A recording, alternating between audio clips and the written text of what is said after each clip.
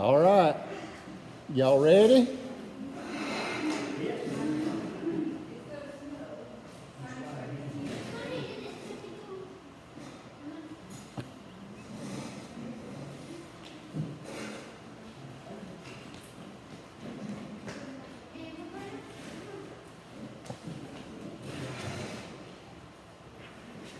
Good to have friends.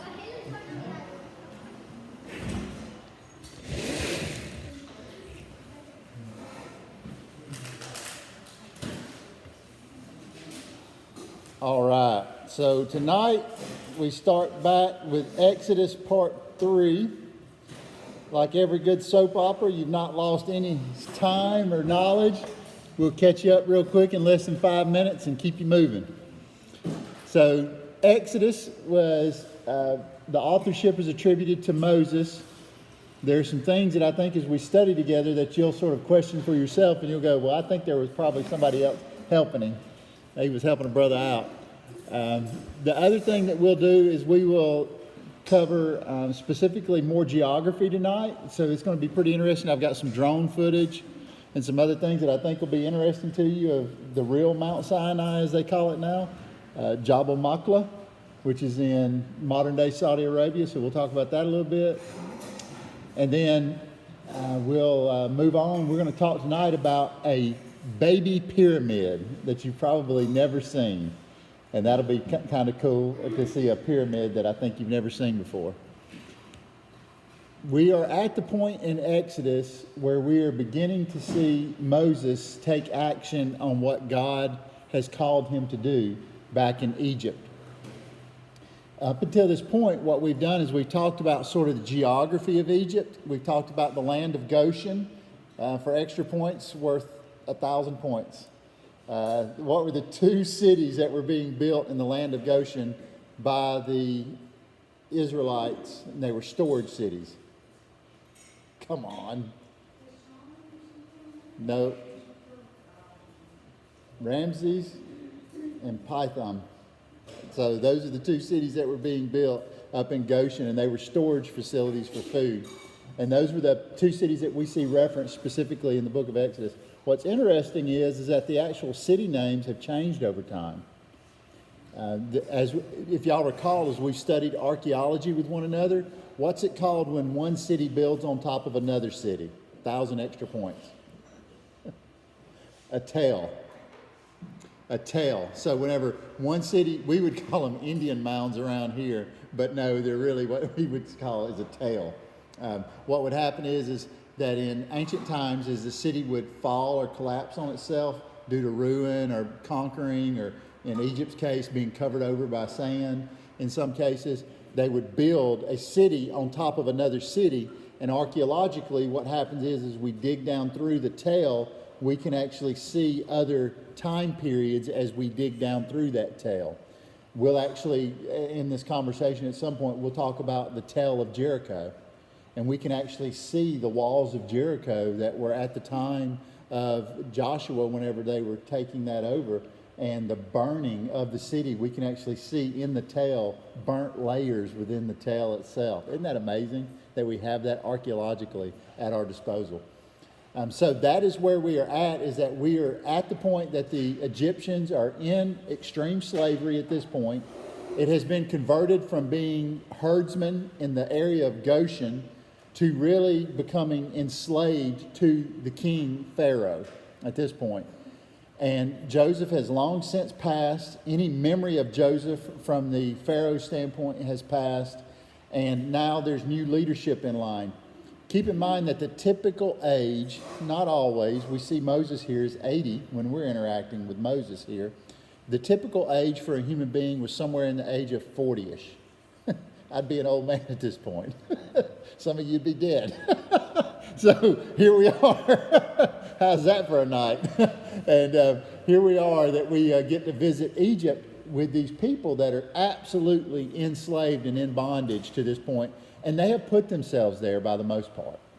Yes, Egypt did the enslaving, but because of the disobedience to not stay and let God provide for them in the land of Canaan, the land that Abraham was originally given, and them going to Egypt, they have now found themselves in this place where they really are having to struggle with the fact, what are we to do with this enslavement? And they cry out. But what's interesting about when they cried out, who did they cry out to? They just cried out.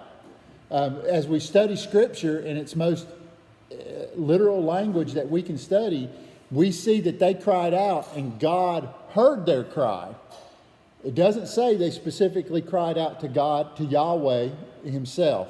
And we're going to see the term tonight in our Bibles, in our English translations, we see capital L, capital O, capital R, capital D, which is much different than capital L, lower O, lower R, lower D. Those are two distinct word differences that we find in our English Bible, yet we take them for granted.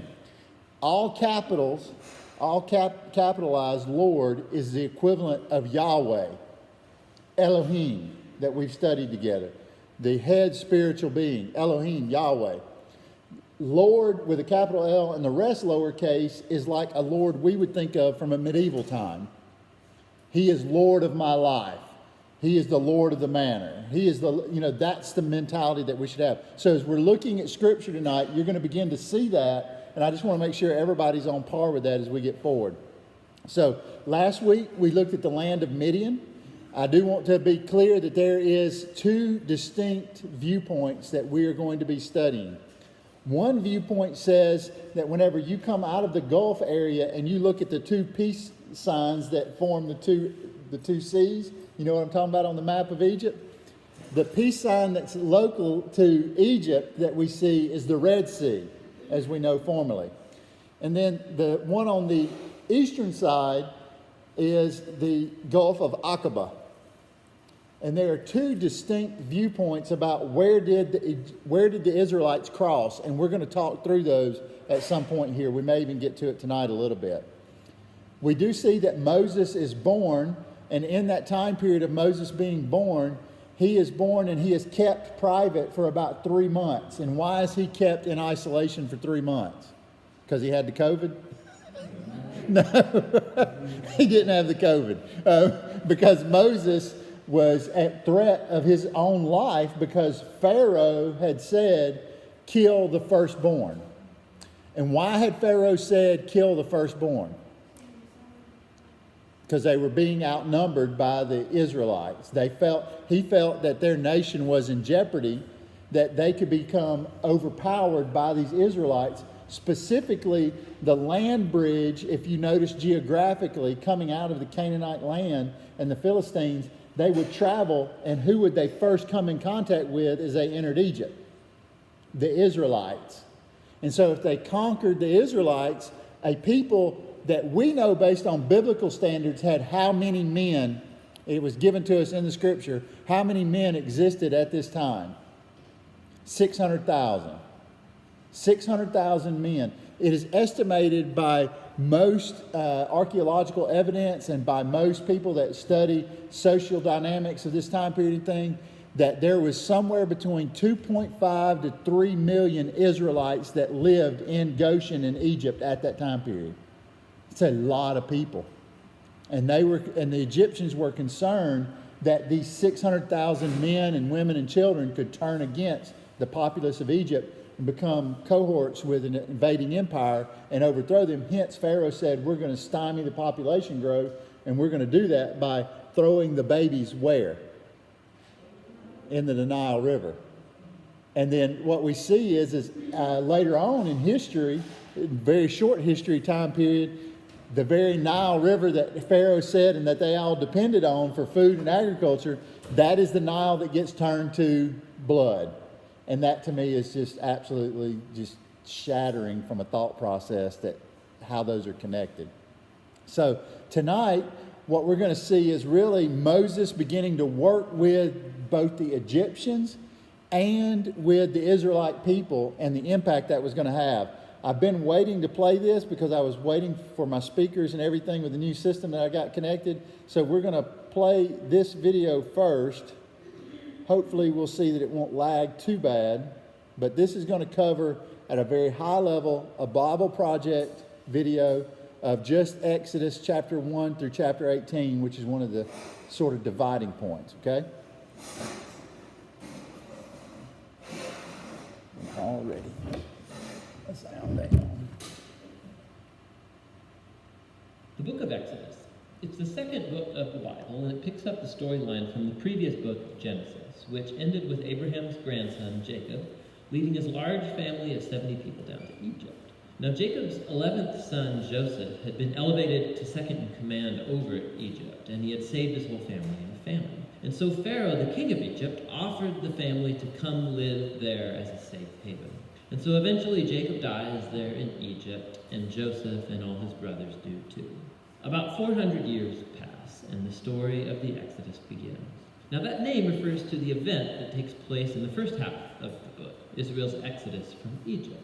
But the book has a second half that takes place at the foot of Mount Sinai. In this video, we'll just focus on the first half, where centuries have passed, and the Israelites were fruitful and multiplied, and they filled the land. Now, this line is a deliberate echo back to the blessing that God gave all of humanity back in the Garden of Eden. And it reminds us of the big biblical story so far. Humanity forfeited God's blessing through sin and rebellion, and so God chose Abraham's family as the vehicle through which he would restore his blessing to all the world. But the new Pharaoh does not view Israel as a blessing. He actually thinks this growing Israelite immigrant group is a threat to his power. And so just as in Genesis, humanity rebels against God's blessing, so here, Pharaoh attempts to destroy the source of God's blessing, the Israelites. He brutally enslaves them in forced labor, and then he orders that all the Israelite boys be drowned in the Nile River. Now Pharaoh, he is the worst character in the Bible so far. His kingdom epitomizes humanity's rebellion against God. Pharaoh has so redefined good and evil according to his own interests that even the murder of innocent children has become good to him. And so Egypt has become worse than Babylon from the book of Genesis. And so now Israel cries out for help against this new Babylon, and God responds. God first turns Pharaoh's evil upside down as an Israelite mother throws her boy into the Nile River, but in a basket. And so he floats safely right down into Pharaoh's own family. He's named Moses, and he grows up to eventually become the man that God will use to defeat Pharaoh's evil. In the famous story of the burning bush, God appears to Moses and commissions him to go to Pharaoh and order him to release the Israelites. And God says that he knows Pharaoh will resist, and so he will bring his judgment on Egypt in the form of plagues. Then God also says that he will harden Pharaoh's heart.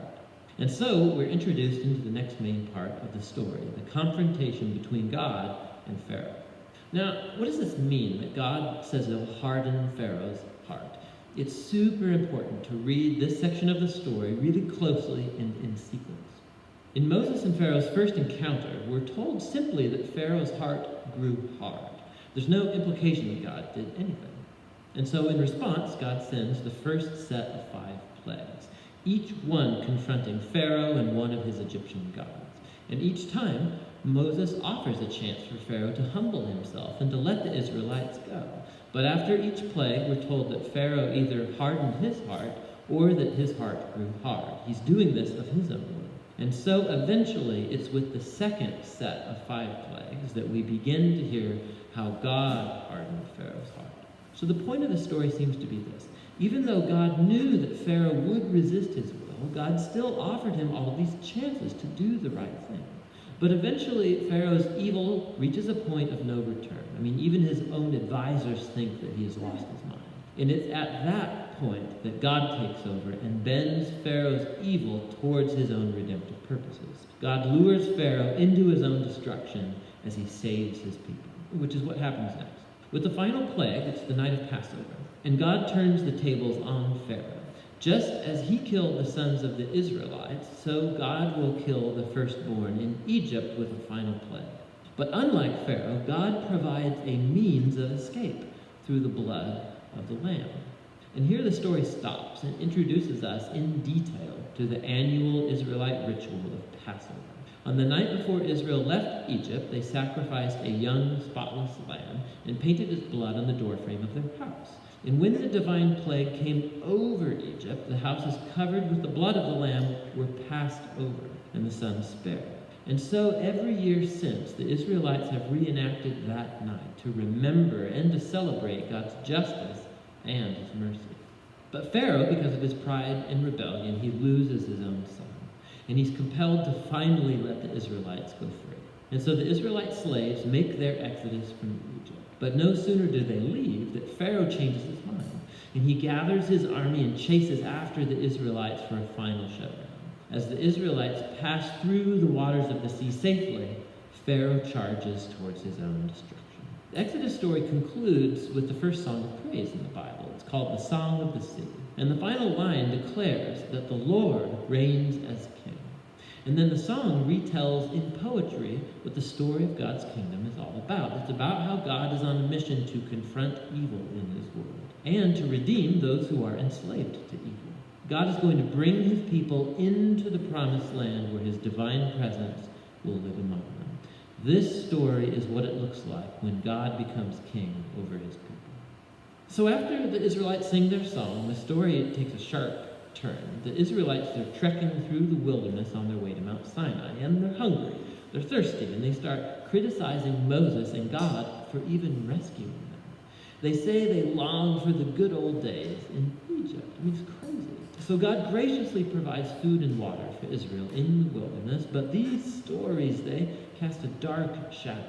And we begin to wonder, could it be that Israel's heart is just as hard as Pharaoh's? We shall see. But for now, that's the first half of the book of Exodus. All right, so that really is a good primer to lead us in tonight to where we're going to rejoin the story specifically with the book of Acts. And you're like, Chad, I thought we were in the Old Testament. And the book of Acts gives us a New Testament glimpse of how Jewish history retold the story of where we are in the book of Exodus. And you're going to notice some specific things, and you're going to be like, that's not what it says. And that should give us a glimpse into how the Jewish people thought about and looked at Moshe, which is Moses' name. That's how you would say it in Hebrew, Moshe. And so if we're going to look at him, that's how we would begin to look at that. So where we're going to join is in a very difficult spot. Paul is Saul. He's not met Jesus on the road to Damascus yet. And he is standing over Stephen, the disciple, about to be stoned. And Stephen is, just to give you an idea of what this would have looked like, Stephen would have been put in a non-elevated position, most likely, somewhere below so that he could be easily hit. He would be circled in some way to be entrapped, and they would take large rocks from the ground, which you can pick up over there easily, and they would throw them at whoever was being stoned.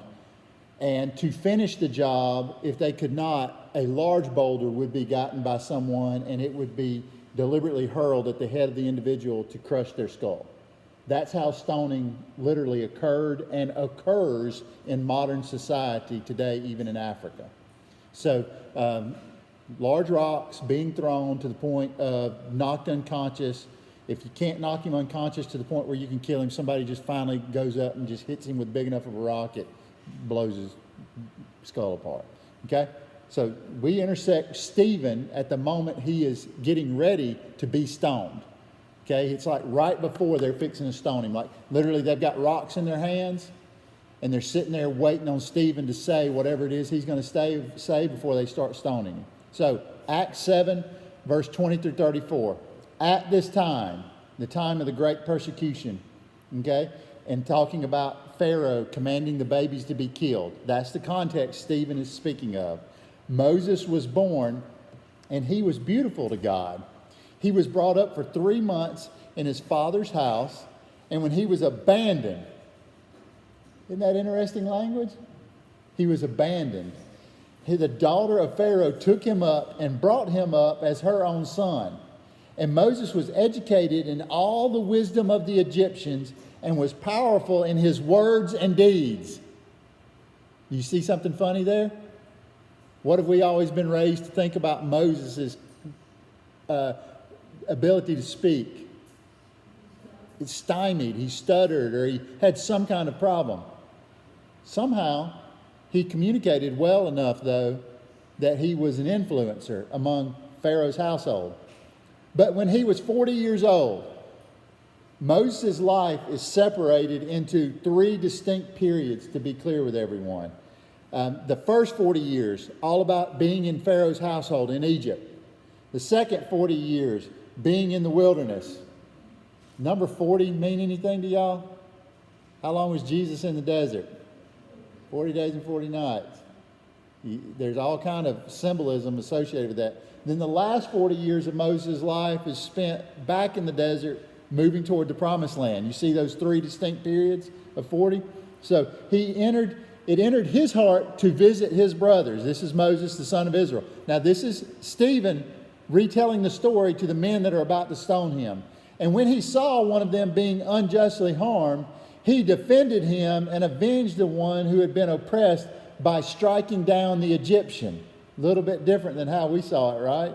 And he thought his brothers would understand that God was granting deliverance to them by his hand. Isn't that interesting? A little twist that we've not seen. And then he said, but they did not understand. And on the following day, he made an appearance to them while they were fighting and was attempting to reconcile them in peace, 2 of the Israelite brothers. And he says to them, men and brothers, why are you doing wrong to one another? Verse 27, but the one who was doing wrong to his neighbor pushed Moses aside, saying, who appointed you a ruler and judge over us? You do not want to do away with me the same way you did away with the Egyptian yesterday, do you? And at this statement, Moses fled and became a foreigner in the land of Midian, where he became the father of 2 sons, Gershom, and I can't remember the other one for the life of me right this moment. And when 40 years had been completed, and an angel appeared to him in the desert of Mount Sinai in the flame of a burning bush, and when Moses saw it, he was astonished at the sight, and when he approached to look at it, the voice of the Lord came. Now, what do you see there? The word Lord. The angel of the Lord. You see that? That is not Yahweh that Stephen is defining. He is saying the messenger of God. And I am the God of your fathers, the God of Abraham and of Isaac and of Jacob. So Moses began trembling and did not dare to even look at it. And the Lord said unto him, untie the sandals from your feet, for the place on which you are standing is holy ground. I have certainly seen the mistreatment of my people who are in Egypt, and have heard their groaning, and I have come down to deliver them. And now come, I will send you to Egypt. I won't read you the rest of it because that gets us to where we are tonight. But then Stephen goes on to tell the rest of the story before he's stoned. Okay? We'll come back to Stephen later on, but I thought that was really cool to see Stephen and him telling that directly. So here we are. This is where we ended last week. When we ended with Moses seeing the burning bush with the angel of Yahweh, and Moses not wanting to look upon the bush because he was afraid to look at God. In verse 7, and Yahweh said, surely I have seen the misery of my people who are in Egypt, and I have heard their cry of distress because of their oppressors, for I know their sufferings. And I have come down to deliver them from the hand of the Egyptians, and to bring them up from this land to a good and wide land. That's kind of a wide land? Why a wide land? Have y'all seen Goshen? I mean, Goshen looks like a funnel up there, but there's 2.5 million people, 3 million people living in it. Come to a wide land. I think of Egypt too, whenever you think of the Nile River. How much of it is fertile land off the Nile?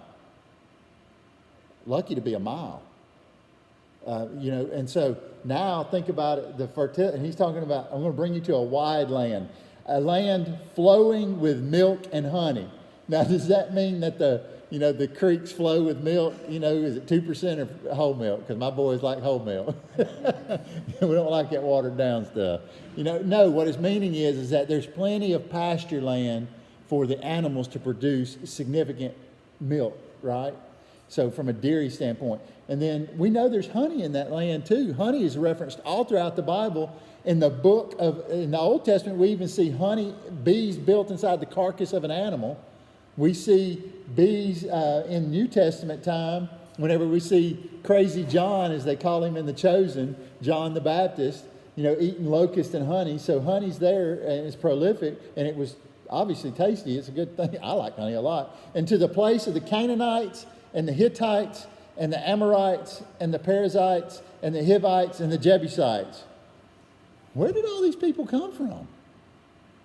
We studied it together. Where did these people come from? What was that focal point? Now, I'm not talking about Adam and Eve. I'm talking about where did these people come from, historically speaking. We followed that thread, and then that thread broke off, and we started following the thread of Jesus. But who else was in that thread? It was the sons of Noah. It was the sons of Noah. All the people mentioned were descendants of Canaan, the son of Ham, from Noah. All of them went up through that one bloodline. And then the Israelites were through Shem, right? The other bloodline. So here we have these two bloodlines. And look at this from an image standpoint of who occupied this land that God was promising. You've got the Phoenicians, a seafaring people, Bashan, the Amorites, Ammon, the Amorites, Moab, Edom. Who did the Edomites have lineage through? Do y'all remember from Genesis? Esau. So there's the Edomites. And now we got the Amalekites, the Philistines, the Perizzites. You see, they all occupy this landmass that God is saying, I'm going to send you to them. Now keep in mind, these are not just tribal villages that have been built with a few sticks, acacia wood that they found, and they've sewn together burlap and other cloth material and animal skins. These are well-developed cities, because we see that whenever they go in to take the cities and they go in to take the towns, that their farms are well-developed. You don't flow with the land of milk and honey being a nomadic society typically.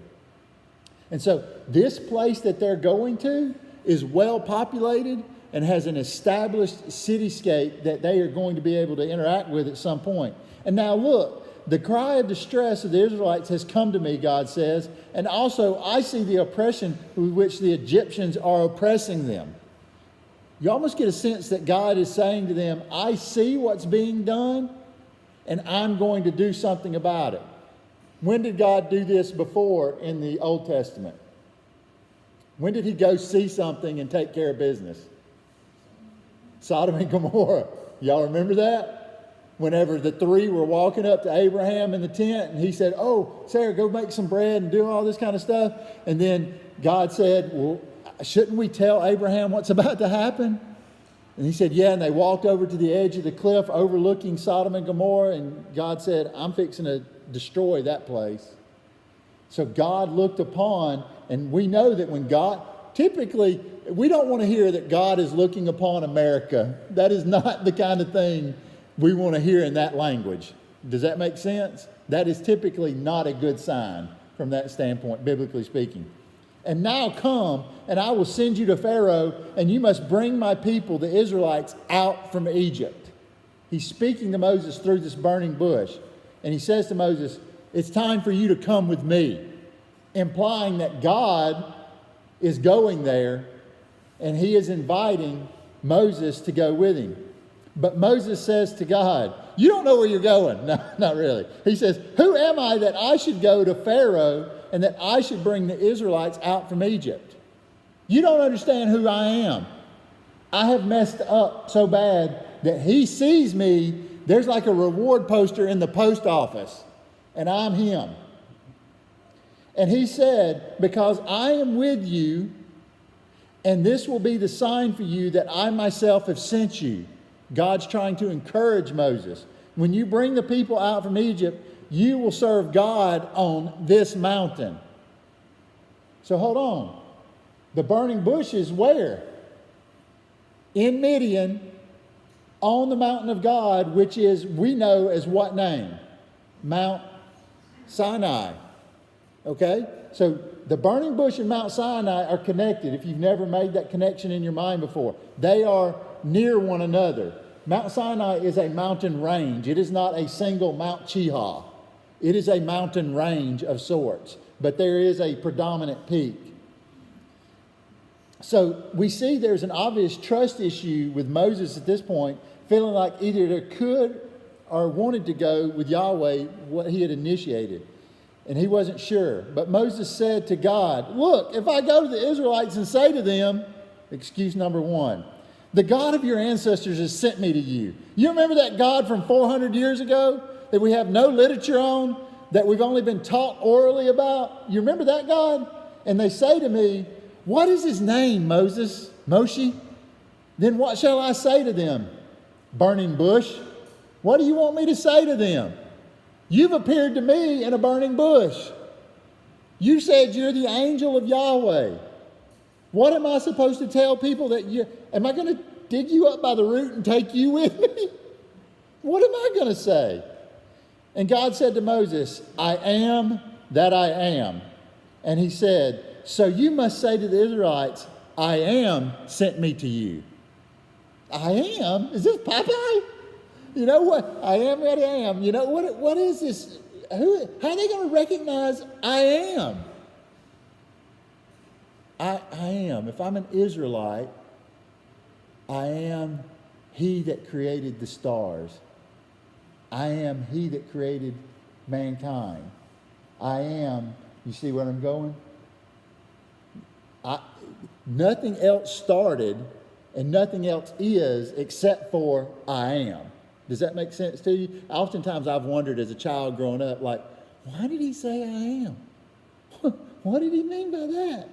And that's whenever I think about that, that's what comes to mind. And God said again to Moses, so you must say to the Israelites, Yahweh, the God of your ancestors, the God of Abraham, the God of Isaac, and the God of Jacob has sent me to you. This is my name forever, and this is my remembrance from generation to generation. So what do we know has been happening? What does this one verse teach us that has been happening with the Israelite people, even within their enslavement within Egypt? What have they been talking about? The God of Abraham, the God of Isaac, the God of Jacob. Do you see that? They know somehow it's not completely done away with. I mean, this I am, this Yahweh is not completely unknown. But I mean, we've been 400 years enslaved here. So what exactly? Go and gather the elders of Israel. The elders of Israel. If you think about the 12 tribes of Israel, we think of the head of that tribe. That is what we're thinking of, the elder of Israel. So think about that from a governmental hierarchical standpoint real quick. 600,000 men representing their families, 2.5 million people probably total. And we have to bust that up hierarchically where there's still, we even know that Moses was born into what tribe? The Levitical tribe. He was born in the tribe of Levi. And so now what we see is that we're going to have an elder in charge of the tribe of Levi, an elder in charge of the tribe of Reuben and Simeon and so on and so forth, right? And those tribal leaders, then they are going to be able to communicate to those heads of household, and it's just a calling tree, right? I mean, it's a decision tree and it's a calling tree of how to spread the word. And so he says, go and tell the elders of Israel. And these men, and this is where I want to flip over to here. Oh no, where's my print? No, I don't want to hear about Prince Phillips. Here we go. Let's see if I can get. I'm going to talk over this video because there's certain pieces I want you to see, and it gets distracting. It's an English gentleman, and he doesn't speak redneck. So come on. So what we know happened is that in this time period, we know that Joseph had died, right? And so Joseph has died, and Joseph, though, was set as the second in command of all of Egypt, right? Y'all remember, we're rewinding history here real quick, back to the time of them entering Egypt for the first time. Whenever history was rewound to that point, What we have is archaeological evidence, literally, that has been uncovered of a palace just south of Dothan, next to a canal that was dug with a lake right near it called the Lake of Joseph. Around this palace that you see here where my mouse pointer is, was not an Egyptian structure. It was built in the time of the Egyptians, but it was built with a colonnade with guess how many posts holding it up? 12. Outside of the home, in the courtyard area of the home that you see surrounding it, you see this large area? What you're seeing here are tombstones. Guess how many tombstones there are? 12. Except for one of the 12 was built in the shape of a small pyramid. And inside that small pyramid that you see here was a statue of one individual that was lighter skinned than a typical Egyptian would have been, with a statue that was over 2 times the size of a normal human, that had a coat of many colors.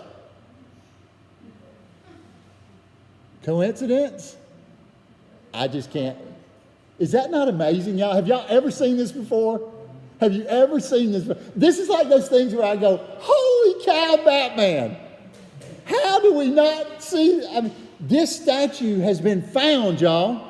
This literally exists, and you can go see it. Can't touch it, but you can literally see the markings. The head of the statue still exists, has been uncovered archaeologically, and you can see one shoulder of it, and you can see the faintness of the stripes of the multicolored coat on it, still in existence today. Just the faintest of paint you can still find on this. That's the foot of it. Hold on one second. No, sorry, that's the shoulder. And you can see just the faintness of a little bit of color there. If you get a chance, I've linked a video. I sent it via the episode. I don't know if y'all saw the group me this week. And I said, if you get a chance, go to Prime and rent this video. That is where this guy right here has helped go uncover some of this from a documentary standpoint. Never knew this existed till I studied for this session. That's cool, right? I mean, is that kind of interesting to y'all? That's really interesting to me, okay? So, 12 tombs, one in the shape of a pyramid, a statue in the one big enough with the shape of the pyramid, and Israelite bones within all of that area, not built in an Egyptian-style architecture, built more in a Canaanite-style architecture than an Egyptian architecture for a palace. Had a large courtyard, had a large area with many rooms in it. I mean, you just go, he didn't have his name on the mailbox, but let's just say, what is it? You know, I love that. So, now what we do is we rejoin here, and he says, I want you to go to, you tell them, I'm the God of Abraham, Jacob, Isaac, Joseph. Okay.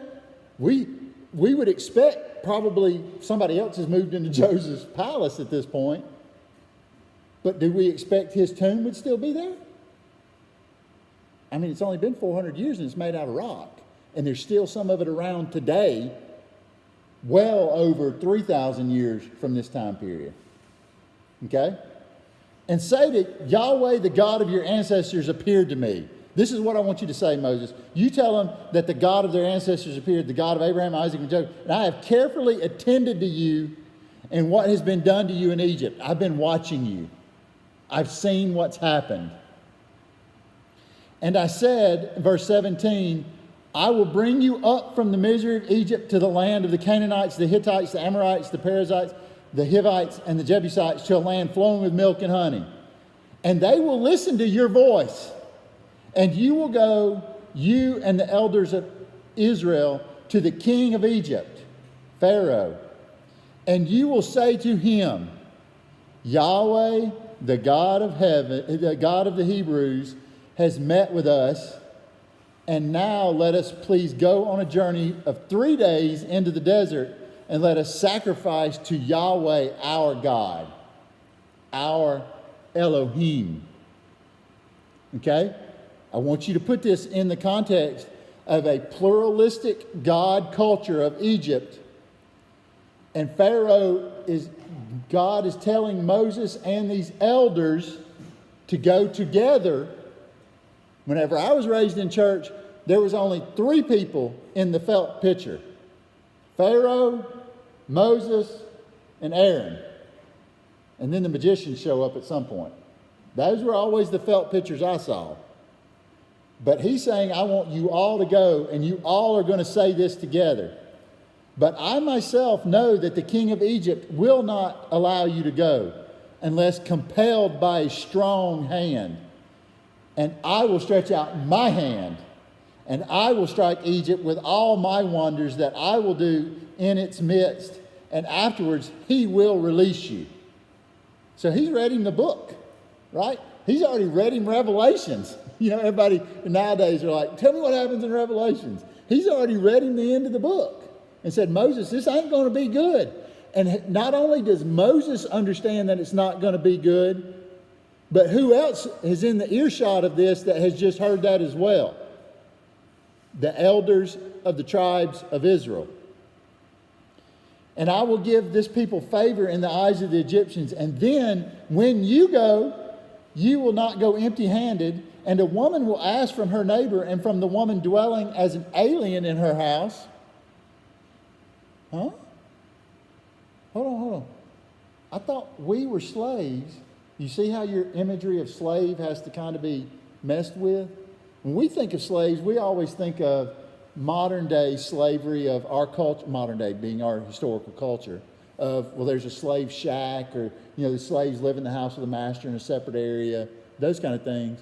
But we see an inversion here that the slaves even have outcasts or people that are dwelling with them that are Egyptian in some way.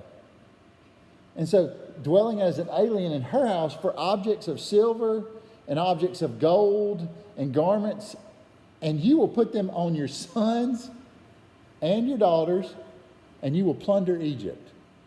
That's interesting. So as these people give us, these women of Egypt give us these things just to get rid of us, I'm going to clothe my children with those garments. And what did Pharaoh say who he was going to kill? The babies. You see that? Over and over again, the babies come up. We should be, as a country, taking extreme notice to the babies and what's being done with the babies in our culture. If there's ever a call against abortion, if there's ever a thing we see scripturally here, it does not go well in God's eyes for a culture to mess with the babies. And so now what we see is God, we'll keep going here. Let me flip over to my Bible. I didn't expect to get that far tonight. Oh, no, the reason I didn't is because I want us to look at this together. Forgive me. I'm going to not play the audio here, but we're going to now talk through this part. This is a little bit of a geography lesson, and I'm going to blow this up for you. This is a little bit of a geography lesson, and this is, I'm going to pause it right there. Okay, you see this land right here? That's Goshen. More than likely, he was meeting with Pharaoh right below this area in the city of Memphis. Would have been the capital, okay? So down here below the land of Goshen. And then this finger is what you see is the Red Sea as we know it, with the Suez Canal moving up through here. And then the Gulf of Aqaba, okay? And then this is what modern day archaeologists believe is the land of Midian. And then this here is the disputed land that, historically speaking, most people have associated with the original area of Mount Sinai and the land of Midian. But recently being within the last 10 years, archaeologically, that is where the dispute comes between where they crossed and where they wandered and all those kind of things. Okay? So this is an actual tour of what is now viewed as Jabal Machla, which is viewed as the Mount Sinai as we know it. Do you notice something right away? And that is not artificially colored. The blackening of the top. Okay? If you go there and literally take a mason's hammer and hit one of these rocks, when you hit it, it'll be black on top, but then when you break it open, it will be brown in the middle, which means that it's what? It's not volcanic. Does that make sense? If it was volcanic, as we know the rocks in Jerusalem predominantly were, they were called, I can't remember the name. You'll see a lot of volcanic rock in what we know as Bethlehem, the Sea of Galilee, that area. This is not volcanic rock. And what you're seeing here is an actual movement as they arrive on the summit physically of, you notice there's multiple summits, right? But this is predominantly on the Mount Sinai that most people think, modern day archaeology believes this is where it was. This is one of the, this gentleman has been tracking this for quite some time. He actually heard Ron Wyatt speak at his school when he was like an 8-year-old boy.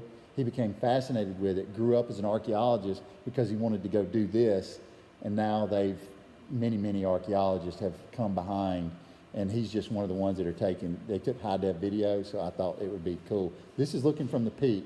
There are some specific areas that as you look that will be brought up that are going to be important. So we'll learn about, as they cross the Red Sea, that you'll see the encampment plain where 2.5 million people could actually live. And so that is the area that he's pointing out here. So this is from the summit of Mount Sinai looking across. Okay? Yes. I'm sorry, what? It's an absolute desert. I mean, there is nothing. There's hardly a tree there. As you look over, what you'll begin to see as well is some of the, he's showing you a view of the encampment area, but also the approach to the summit where the people could gather at the base of the mountain, not in their tents, where they could approach the mountain. This is the pass that they would have made as they came toward, so you see the wadi. A wadi is a wash spot. It's a washout. We would call it a washout in redneck terms. So you're looking from the encampment up toward Mount Sinai. This video is available. I put a link in it inside the message. So if you go to Bible.com and you go to the event for tonight, by the way, they have a gas station at the bottom of Mount Sinai now and a convenience store. You can buy a fish sandwich, and a Coke, or whatever. Literally, they now have a gas station there. The fences have been taken down. Saudi Arabia has opened it to visitors now, so it is legal that can be done. And so this is what you're doing, is you're again seeing a view of this washout as they come toward the encampment. We'll skip ahead here.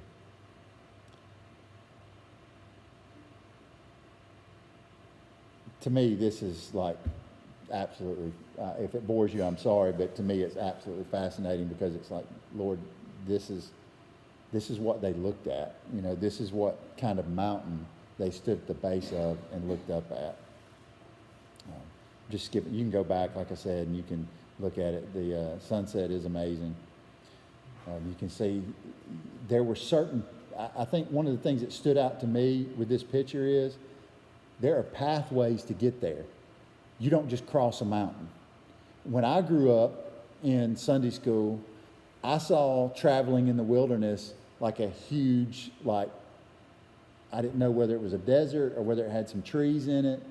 And they wandered through the wilderness day in and day out. They just wandered over and over and over again. They just sort of walked in circles and they were lost. You don't walk in circles over mountains. There are distinct pathways to get through. Do you see the mountainous area? There are distinct pathways to have to travel to get to and from certain spots. And so I would just encourage, if you get a chance, that's the video. It's out there, and you can go in and watch that if you'll save tonight's event. All right. What we will see coming up is now the plagues beginning to be interacted with. And I know I'm jumping ahead, but there's just so much stuff with Mount Sinai, and I just want to keep prepping you because it's going to take us a long time to get through all that. But what we're getting ready to enter is the plague period. And as we enter the plague period, what I'm going to speak to you about in the next couple of weeks is each god and how that god was worshipped and who represented that god. And so you'll see hieroglyphics of gods, and one with a frog head. You'll see other gods, the sun god and the bark that they would have been portrayed in, the bark being the boat. And so we'll cover that as we move forward over the next few weeks as